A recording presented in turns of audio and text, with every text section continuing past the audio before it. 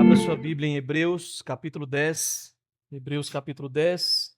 Nós vamos ler a partir do verso 19. Hebreus, capítulo 10, a partir do versículo 19. Portanto, meus irmãos, tendo ousadia para entrar no santuário pelo sangue de Jesus, pelo novo e vivo caminho que ele nos abriu por meio do véu, isto é, pela sua carne, e tendo um grande sacerdote sobre a casa de Deus, aproximemo-nos com um coração sincero, em plena certeza de fé, tendo o coração purificado de má consciência e o corpo lavado com água pura. Guardemos firme a confissão da esperança, sem vacilar, pois quem fez a promessa é fiel. Cuidemos também de nos animar uns aos outros no amor e na prática de boas obras. Não deixemos de nos congregar, como é costume de alguns. Pelo contrário, façamos admoestações, ainda mais agora que vocês veem que o dia, com D maiúsculo, se aproxima. Vamos orar? Te louvamos e te agradecemos, Senhor, pela sua palavra. Pedimos mais uma vez que abra os olhos do nosso entendimento. Ajuda-nos. Nós precisamos do Senhor para servirmos ao Senhor. Nós precisamos do Senhor para perseverarmos como igreja, como comunidade de fé. Então aplica a sua palavra em nossos corações, em nome de Jesus. Amém.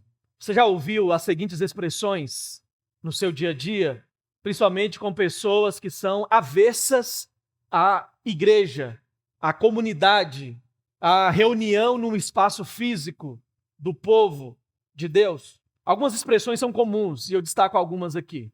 Minha fé é entre mim e Deus. Essa é uma frase comum. A outra é, não preciso da igreja para ser cristão. Uma outra comum é, eu sigo Jesus do meu jeito. E eu ainda acrescento mais uma, porque essa ficou muito famosa aqui no Brasil recentemente. Jesus sim, igreja não. Eu quero compartilhar com os irmãos nessa noite a defesa de uma tese. E a tese é a seguinte: porque Cristo abriu definitivamente o caminho para Deus, os crentes, os discípulos de Jesus, devem perseverar na fé, vivendo uma comunhão intencional de encorajamento e de responsabilidade espiritual. No pequeno grupo de quinta-feira, nós antecipamos um pouco uma discussão sobre essa temática. Este é o nosso último tema, última mensagem da nossa série Aprofundando Raízes, e nós estamos focados na letra S de Raízes, que cá entre nós, por algumas experiências, por alguns abusos, por alguns maus testemunhos, nós, só de ouvirmos o que eu vou falar aqui com essa letra S, a gente já fica ressabiado. Porque a expressão que eu quero dizer nessa noite é solicitação de contas. E isso tem a ver com prestar contas. Isso tem a ver com caminhar em comunidade. Veja que uma das dificuldades que era imperativo ou justificativa para uma desistência de caminhar em comunidade aqui na carta aos Hebreus é justamente um certo flerte com ainda a antiga vida judaica, ou mesmo a insistência de alguns judeus em reafirmar para os cristãos aqui nessa caminhada de que Jesus não era suficiente. Então, desistir era quase um sobrenome de alguns aqui. Se eu te perguntasse de quantas coisas você já desistiu na sua vida, você consegue enumerar? Pensa bem aí. Profissões, relacionamentos, viagens, do simples ao mais difícil, do micro ao macro. Nós temos muitas coisas que nessa vida, nessa trajetória, nós desistimos. E para viver e para refletir a tese que eu trago baseado nesses versículos que nós lemos nessa noite, para viver uma vida que presta contas, acredite, uma das coisas que nós precisamos é desistir. Mas desistir de quê?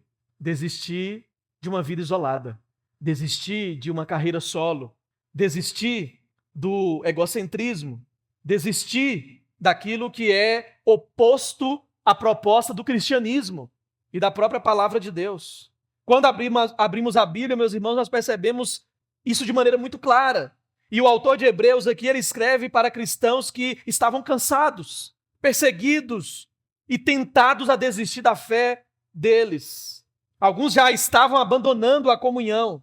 Então, como que um pastor que apela para algo nessa comunidade, o autor desafia esses irmãos a perseverarem na fé, mas mostrando principalmente que essa perseverança, ela é fortalecida, ela é endireitada através de outras pessoas, através de outros cristãos, através de outros discípulos. Mas por que falar de solicitação de contas e de prestação de contas é um pouco difícil para nós?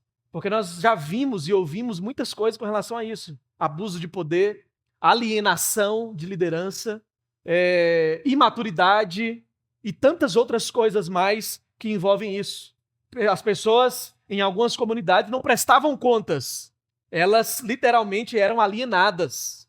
Mas por que eu chamo a atenção dessa questão? É porque em algumas versões não vem escrito, como até está aqui na minha, no verso de número 24, cuidemos também de nos animar. Algumas versões vêm consideremo-nos. E sabe o que significa isso? Preste atenção na vida dos outros. Esse é o significado do original. Preste atenção, observe, cuide no sentido de esteja atento, não para poder comparar, não para poder necessariamente investigar, mas para ajudar. Nota de rodapé. Você está aberto a, entre aspas, isso aqui é muito delicado que eu vou falar, viu? Entre aspas, no bom sentido, se é que tem para essa palavra, permitisse ser observado, permitisse ser investigado. Pastor, essa palavra está meio estranho. Hoje a mensagem estava com outra expectativa, né? E esse negócio de prestar contas, né? Início de ano, já vem imposto de renda daqui a pouco, que é uma prestação de contas e outras coisas, aí só vem com isso aqui. Até aqui tem isso. Mas veja bem, irmãos, a ideia aqui é de responsabilidade. A ideia de que uma comunidade saudável, uma comunidade que persevera na fé, ela é responsável uns pelos outros. Essa é a ideia. A carta aos Hebreus, ela é escrita justamente nesse período antes da destruição do templo em Jerusalém. Esses cristãos de origem judaica, vivendo pressão religiosa, vivendo pressão social, vivendo pressão de perseguição e, como resultado, tendo um desânimo, um desgaste espiritual, com fé enfraquecida, negligenciando a comunhão, considerando voltar ao antigo sistema religioso. E diante disso, o autor argumenta, mostrando que Cristo é superior aos anjos, a Moisés, ao sacerdócio levítico, aos sacrifícios do templo, e que, na verdade, tudo no Antigo Testamento era sombra de Cristo, porque ele é a realidade. E depois de explicar sobre esse sacrifício de Cristo, de maneira definitiva, o autor aplica, mostrando para nós e trazendo para nós a seguinte reflexão, pela qual eu passo a refletir em alguns pontos. Se Cristo realizou a obra perfeita da redenção, como devemos viver agora? Essa também é uma ênfase, por exemplo, do apóstolo Paulo escrevendo aos Efésios. Praticamente ele divide os 6 capítulos, né, em 2 coisas. Descobrir quem eu sou, do capítulo 1 ao capítulo 3, viver baseado no que eu descobri, capítulo 4 ao capítulo 6. Descobri minha identidade, sou filho de Deus, e agora que eu descobri a partir do capítulo 4, eu devo viver segundo essa nova identidade em Cristo. Essa é a mesma ideia nossa. Quem encontra-se com Cristo, quem reconhece a supremacia de Cristo, a grandeza de Cristo, a realidade de Cristo, a obra perfeita, redentiva de Cristo, vive convergido e alinhado a essa descoberta. Entende? E aqui surge outra pergunta para continuarmos a refletir nessa introdução. A minha e a sua vida como comunidade converge e alinha-se à obra perfeita de redenção de Cristo em nossas vidas? Volto a lembrar da tese que estamos defendendo nessa noite. A tese é: porque Cristo abriu definitivamente o caminho para Deus, os crentes devem perseverar na fé vivendo uma comunhão intencional. de encorajamento e de responsabilidade espiritual. Obrigado, minha diaconisa. De encorajamento e de responsabilidade espiritual. A base da vida cristã, irmãos, do verso 19 ao 21, é o acesso a Deus por meio de Cristo. Tendo, pois, irmãos, intrepidez para entrar no Santo dos Santos pelo sangue de Jesus. Lembra do apóstolo Paulo também, em Romanos 5, verso 1? Justificados, pois, pela fé, por meio de Cristo Jesus, temos paz com Deus. Foi Jesus quem disse em João 14, versículo 6, que Ele é o caminho, Ele é a verdade, Ele é a vida. Nós precisamos entender que essa é a base da nossa vida, é Jesus. Quando nós olhamos para o Antigo Testamento, com o Santo dos Santos ali, que era o lugar da presença de Deus, onde somente o sacerdote podia entrar, e apenas uma vez por ano, no dia da expiação, fazia-se isso. Mas agora o autor de Hebreus diz algo extraordinário: todos os crentes podem entrar na presença de Deus. Todos os crentes podem entrar na presença de Deus por causa do sangue de Jesus. Essa relação de encorajamento como comunidade intencional, essa relação de encorajamento e também de responsabilidade faz com que nós tenhamos ou construamos, amados irmãos, a liberdade de chegarmos uns para os outros e dizer algumas coisas, exortando, confrontando. O versículo termina no versículo 25 dessa perícope, falando sobre nós admoestarmos uns aos outros. Por isso que somos desafiados nessa caminhada a, como irmãos, termos a liberdade de solicitarmos contas uns dos outros e termos a humildade e a maturidade de prestarmos contas não como quem traz um relatório da sua vida moral para o pastor ou para o líder dizendo, olha, essa semana eu fiz isso, fiz aquilo outro, passei por aqui, tive essa dificuldade. Não é sobre isso. É sobre entendermos que, como comunidade, nós não somos só intencionais em coisas fáceis, como irmos juntos ao Red's Burger. Ser intencional em lanchar junto é fácil. Sermos intencional em tomarmos café juntos é fácil. Mas por que nós, como igreja, construímos a cultura de começarmos pelo café? É porque, às vezes, o café é amargo. Às vezes, o assunto é sério. Às vezes, a pergunta dá nó na garganta. É por isso que essa igreja aqui, você, quando se torna membro, você assina um compromisso de que só toma café sem açúcar. Brincando, viu, gente? Pelo amor de Deus, né? Mas a gente vai discipulando, né? A gente vai ensinando a tomar o café e não o açúcar. Então a gente vai caminhando nesse sentido. Mas a verdade é que a vida cristã, essa jornada pela qual esses irmãos estavam pensando, ou alguns já desistindo de congregar, não é frequência no templo. Não é sobre o templo em si, não é sobre o espaço físico, é sobre deixarem de ser responsáveis uns com os outros. Quando esse texto diz não deixem de congregar, está conectado a todos os outros verbos que vêm antes. Considerar, estimular, amar, que vem antes do versículo 25. Consideremos-nos uns aos outros, estimulando-nos ao amor e às boas obras. Aí vem o 25, não deixando de congregar. Ou seja, o congregar refere-se a esses três verbos. Considerar, prestar atenção, observar, caminhar junto, estimulando ao amor. Porque estímulo é o encorajamento para aqueles que estavam desistindo. E sabe uma coisa interessante, irmãos? Não sei se você passa por isso, mas quando nós vemos algumas pessoas desistindo, a nossa tendência é logo acender um alerta, dizendo, opa, por que essa pessoa está desistindo? Por que essa pessoa parou de frequentar? Por que eu não estou vendo fulano lá mais? Tem alguma coisa estranha. Tem alguma coisa errada. Não é assim que a gente pensa. Quer seja comércio, um lugar que deixou de ser bem frequentado, a gente logo deduz. Eu acho que aquela comida lá não está mais muito boa, não. Eu acho que mudou de dono. A gente começa a fazer suposições. Ou vamos lá para saber o que aconteceu. Na comunhão também, isso às vezes passa da mesma maneira, de um modo equivocado. Nem sempre o deixar de congregar, repito, não é frequência, é responsabilidade mútua, é encorajamento mútuo, é comunhão intencional. Não é necessariamente porque não é bom, é porque somos irresponsáveis. Somos o contrário daquilo que o texto está nos estimulando. Somos irresponsáveis com os outros. Lá no texto de Colossenses, capítulo de número 3, versículo 16 em diante, que diz: habite ricamente em vós a palavra de Cristo.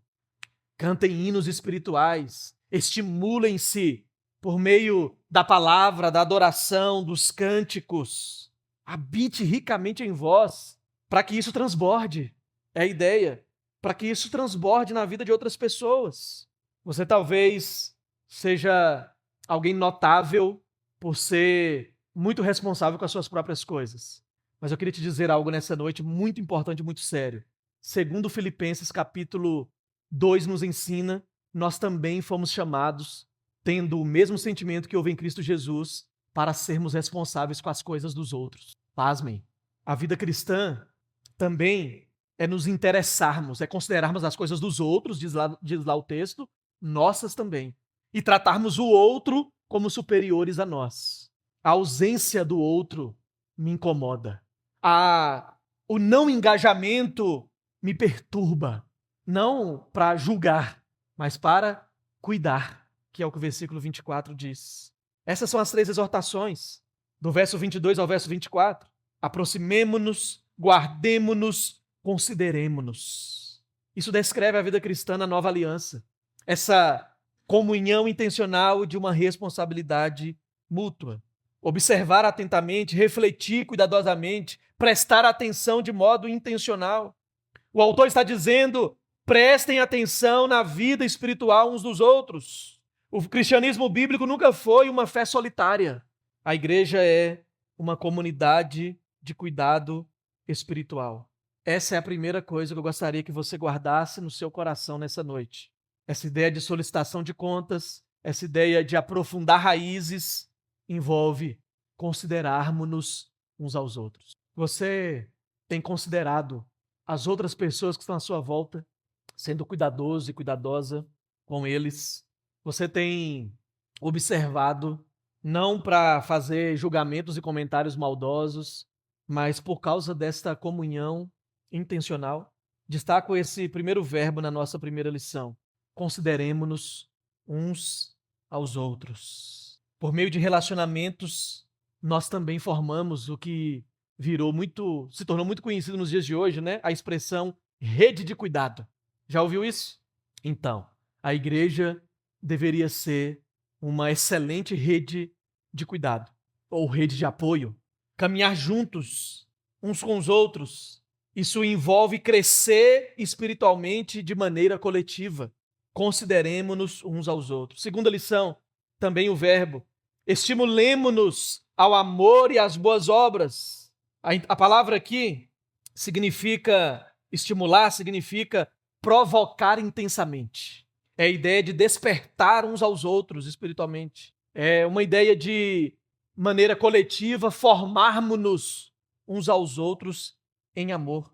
Encorajamento, discipulado, correção amorosa, prestação de contas, não no sentido de fiscalização, mas de ter alguém onde eu possa ser vulnerável, aberto. No discipulado cristão, irmãos, a maturidade faz com que nós caminhemos juntos, faz com que nós tenhamos a intenção e o interesse em como está a vida do outro com Deus, em como o outro tem buscado ser fiel à palavra, em como está a luta do outro com seus pecados.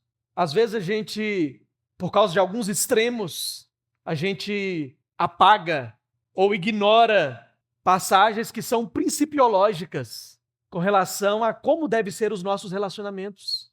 Não, aqui não tem nenhum abuso de poder, aqui os relacionamentos, todo mundo é livre, e de fato é, mas isso não deve nos fazer perder de vista que não existe, eu disse isso hoje pela manhã e tenho repetido, ultimamente, não existe cuidado à distância, não existe amor à distância, não tem como nós cuidarmos uns dos outros e amarmos uns aos outros se nós não nos vemos, se nós não nos encontramos, se nós não estamos juntos. No caso contemporâneo aqui, nós temos o templo físico, mas vai muito além disso.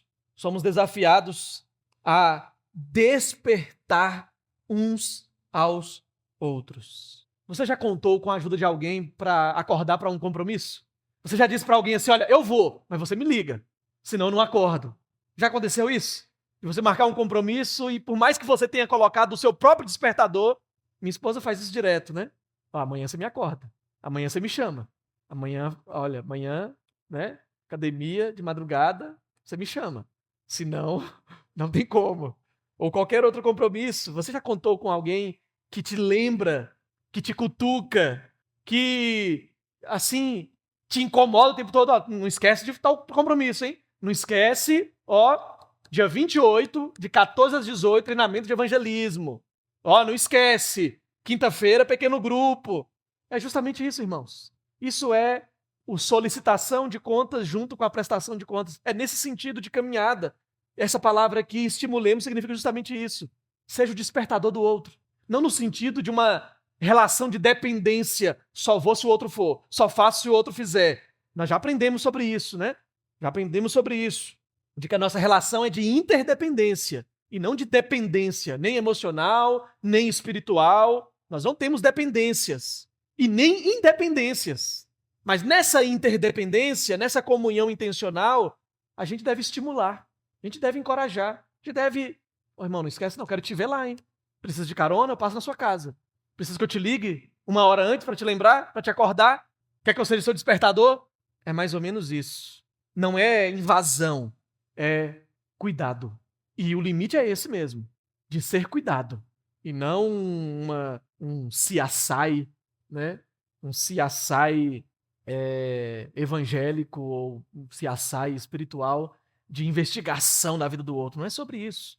Mas concorda que na vida cristã nós não vivemos soltos, que nós, não por causa dos nossos títulos, não por causa dos nossos cargos, mas por causa do sangue de Jesus, por causa do caminho que ele abriu para nós, plural, e por trilharmos juntos esse caminho, nós, nessa caminhada, estamos sempre atentos ao outro, estamos sempre de olho no outro, que caminha junto conosco para o mesmo destino. E nessa caminhada a gente se importa, nessa caminhada a gente se responsabiliza. Lembra da parábola do bom samaritano? Todas as vezes que eu a leio, eu gosto de pensar em 3 tipos, não por causa dos personagens em si, mas na aplicação, 3 tipos de cristãos. O primeiro tipo diz, o que é meu, é meu. O segundo tipo diz, o que é seu, é meu. E o terceiro tipo diz, o que é meu, é nosso. A ideia aqui de solicitar e prestar contas é nos lembrarmos que não é o que é meu, é meu. Não para quem entregou a vida para Cristo. Porque nós entregamos tudo. E no fundo, como disse Davi em 1 Crônicas 29, Senhor, eu te agradeço por tudo que nós fizemos. Aí ele parece que fala assim, opa, Senhor, desculpa, deixa eu corrigir. Só fizemos porque é o Senhor quem preparou. Nós não fizemos nada por nós mesmos. Aí ele vai continuar a oração. Mais ou menos assim. Porque tudo que fizemos e tudo que temos veio de ti. Então nada é nosso. Nós só te devolvemos, nós só aqui participamos do que o Senhor mesmo de antemão já fez. Não é também na nossa relação o que é seu é meu. Eu não me relaciono com você só por causa de algo que você pode agregar na minha vida. E por mais que agrega, e muito. Mas quem nasceu de novo agora vive da seguinte maneira. O que é meu é nosso. O que é meu é nosso. Isso não é só no casamento. Isso também é na comunidade de fé. Meu carro é o carro de vocês. A minha casa é a casa de vocês. O meu... Não, dinheiro não. Até porque não tenho nada, né? Brincadeira. Mas até o dinheiro, irmãos. Somos generosos. Nós compartilhamos. Nós investimos uns nos outros. Porque não é sobre a estrutura, mas sobre pessoas. Então essas expressões, estimular, que significa literalmente ser o despertador do outro, é uma expressão de cuidado. Irmãos queridos, quem são os seus despertadores aqui nesta comunidade de fé? Às vezes, o problema não é dormir demais. O problema é não ter despertador para te acordar. Às vezes estamos dormindo espiritualmente em algumas áreas, em algumas situações, quando na verdade temos despertadores gratuitos. Você não precisa comprar. Temos despertadores gratuitos aqui para nos estimularmos uns aos outros. Isso acontece comigo também. Somos chamados em Gálatas 6, versículos 1 e 2, a levarmos as cargas uns dos outros, a ajudarmos, estimularmos. Terceira e última lição: não deixemos de congregar. Versículo 25. Não deixemos de congregar-nos, como é costume de alguns. Na verdade, é a penúltima lição, irmãos. Não deixemos de congregar. Alguns crentes aqui no contexto de Hebreus estavam abandonando, como eu disse, não o templo físico em si. Pelo contrário, os que estavam desistindo estavam voltando para as sinagogas, para as práticas judaicas. Eles estavam desistindo da comunhão. Então guarda isso aqui no seu coração. Quando a gente diz Jesus sim, igreja não, quando a gente diz entre eu e Deus, quando a gente ouve essas questões, existem aqueles que nós podemos chamar de desigrejados. Mas eu também gosto de pensar que existem muitos que, na verdade, estão desintegrados. Não tem ninguém para ajudá-los como despertador. Nós somos responsáveis pelas nossas próprias coisas, mas não assumimos que somos também responsáveis uns pelos outros. Conforme eu já citei, Filipenses capítulo 2. Nós nos encontramos no mesmo espaço. Eu tenho dito, isso me incomoda profundamente, e eu falo por mim mesmo. Nós chamamos de irmão quem não é nosso amigo. E não é nosso amigo porque ainda não se tornou, é porque a gente é isolado, é fechado, a gente não se mistura com essa gentalha. É só para não perder a piada. E aí, irmão, como é que você tá? Não sabe nem o nome. O irmão é só para... Não sabe nem o nome. Aquele irmão que canta. Qual é o nome dele? Aquela irmã que fica lá na porta. Gente boa. A gente chama de irmão quem a gente não tem e não quer ter como amigo. Isso não é vida cristã.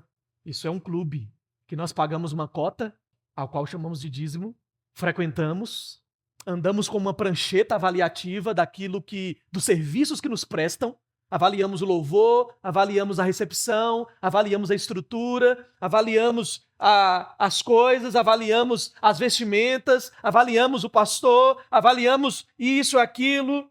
Nos tornamos auditores, mas não nos tornamos igreja. Por que eles deixaram de congregar?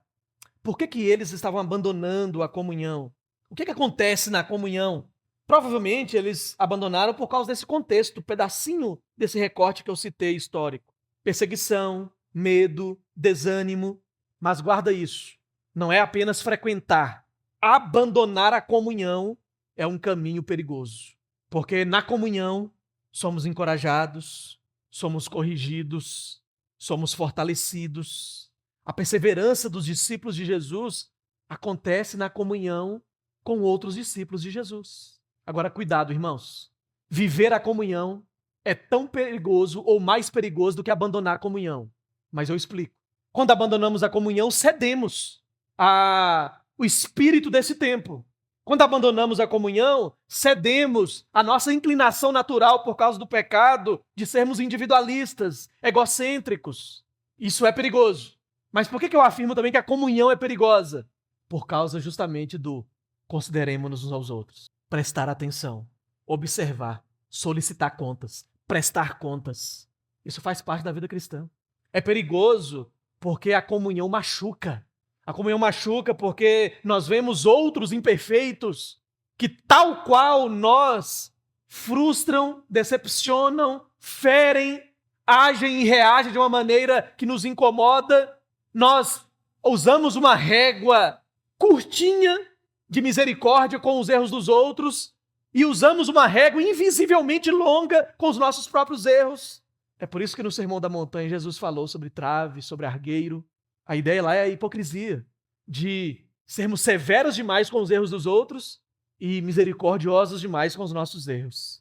Não, veja bem, é porque você não sabe o que aconteceu na minha vida, é porque tá assim, mas com os outros a gente não aceita.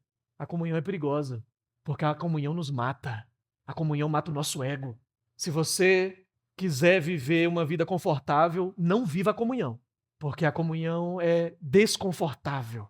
Porque comunhão não é com coisas, comunhão é com gente.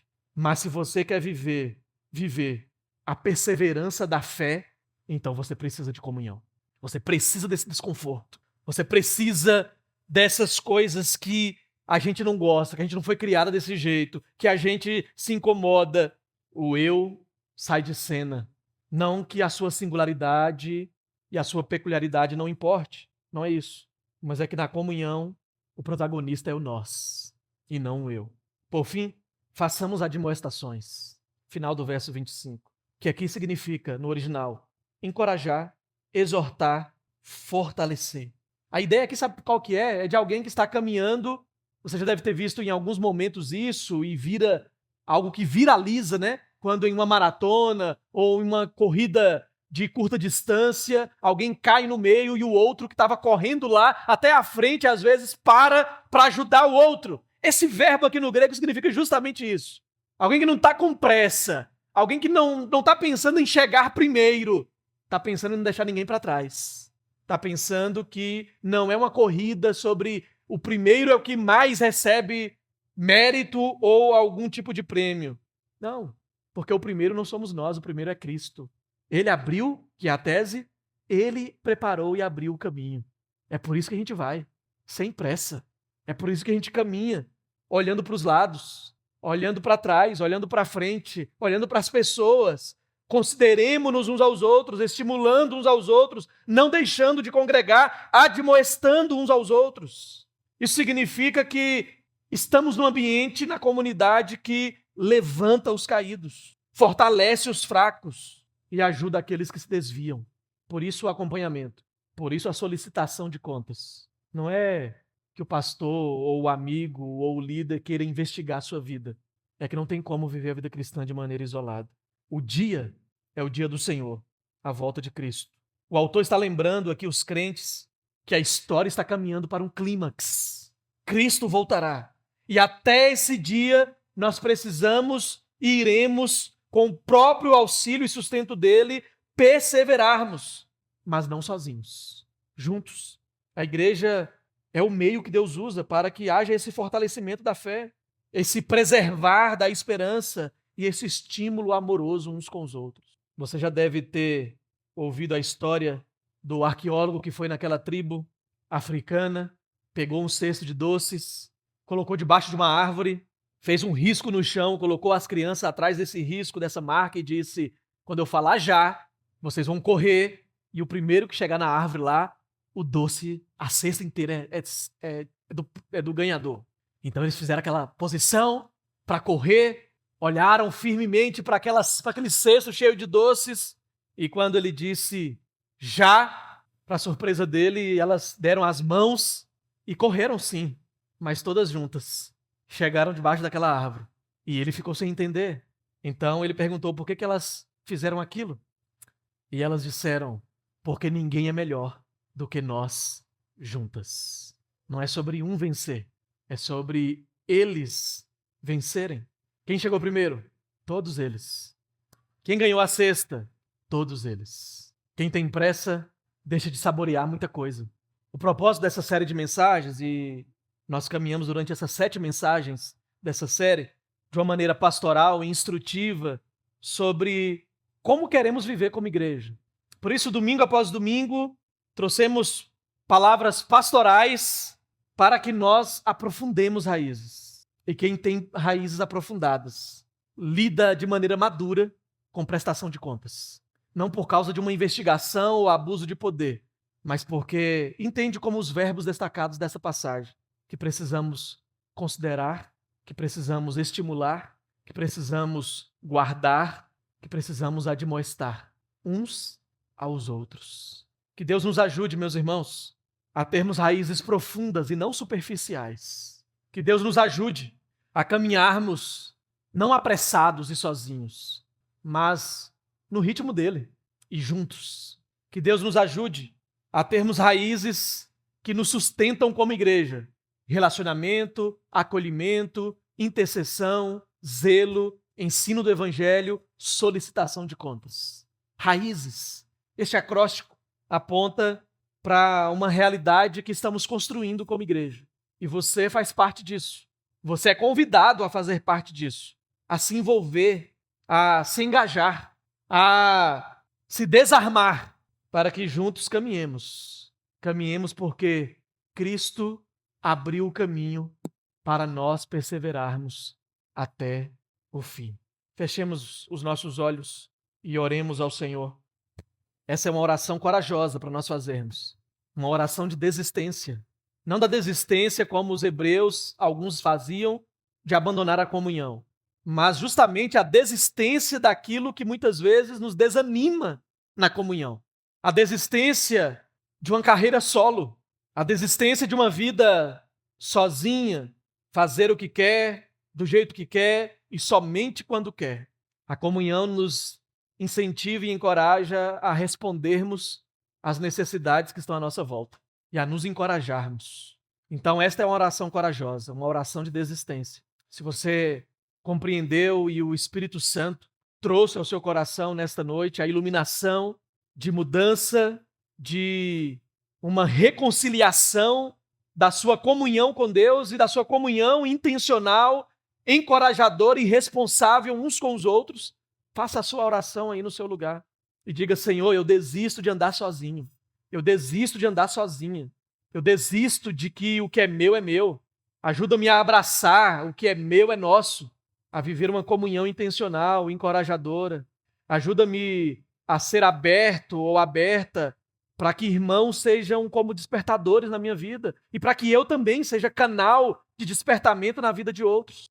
Senhor, nosso Deus e nosso Pai, nós oramos a Ti mais uma vez e desta vez para colocarmos diante do Senhor os nossos corações, as nossas vidas, desejosos e entendidos de que Jesus abriu o caminho para que nós vivamos em uma comunhão intencional. Ó Deus, se experiências do passado ou se testemunhos atingiram corações aqui de modo a se fecharem para relacionamentos mais intencionais, vulneráveis, encorajadores, cura esses corações feridos e ajuda-os a compreenderem aquilo que falamos da Tua parte aqui nesta noite, de sermos intencional na comunhão, não só em lancharmos juntos, mas de também saborearmos o gosto amargo de alguns cafés. Conversas difíceis, exortação, correções.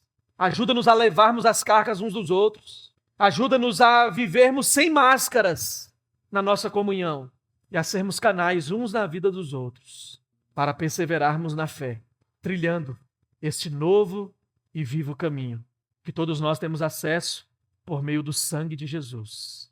Em nome dele oramos. Amém.